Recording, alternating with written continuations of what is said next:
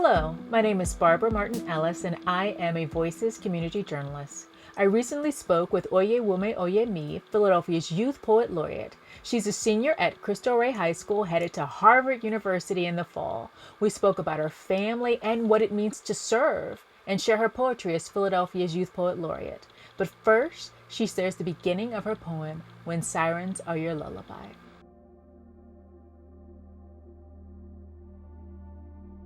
When sirens are your lullaby, and screams follow you into your dreams, you learn some things. The first thing you learn is to clear a path when the first responders come. Do not take up space. Do not cry. Be methodical. Be calm. The second thing you learn is to comfort the younger ones. Send some to bed. Corral others into the warmth of your arms, the only stability found in a rock's foundation. The third thing you learn is to comfort the older ones. Provide solutions. Provide instructions. Radiate calm that they can draw from. Water in a barren wasteland. The fourth thing you learn is that your body will make itself known eventually. The numbness will fade. Memories will flash through your mind like lights. Moments once negligible, now encircling you. When sirens are your lullabies, and you have seen one too many famed members carried away, some never to return, you learn to push things down, and down, and down, and down, until they are so deep even you cannot find them. But make no mistake, they can find you.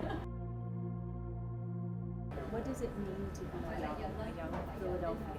To be a young Philadelphian is to mean constantly being a topic of discussion in the news, but rarely being talked to.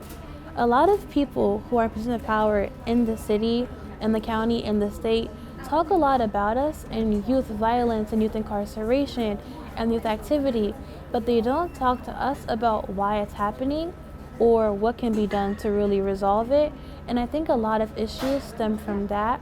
We do have youth positions in the city council where we are heard and where we can implement activities, but those are only for specific students. Students like me who make good grades, who are palatable, who can exist in those spaces comfortably because they can adapt to them and because they are privileged enough to do so. They don't talk to kids who are on the streets every day and just are regular Philadelphia students living here and people living here. They don't consider their perspectives or why their actions are the way that they are.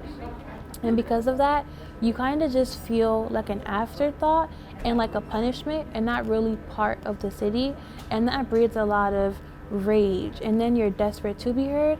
And then you enter situations like ones that happen so often in the city. And I think it is also to be lost in your family, to be lost in your city, and to view yourself a way that other people do not have to because they live in more privileged environments. And also, just to be bored. We don't have a lot of activities in the city besides the fashion district. And now we're banned from there because of things that happened that we didn't cause, but regardless. My art speaks to those experiences just by letting people know that they are happening and that we do feel them. When you don't use your voice, you don't share your experience, it's kind of swept under the rug because nobody knows it's there. And so by me writing these experiences in prose and verse using metaphor, you have no choice but to confront them because now it's so boldly and blatantly in your face. And that's my way of saying, hi, I'm here, we're here. Can you listen to us? Can you hear us? Because we're not going anywhere.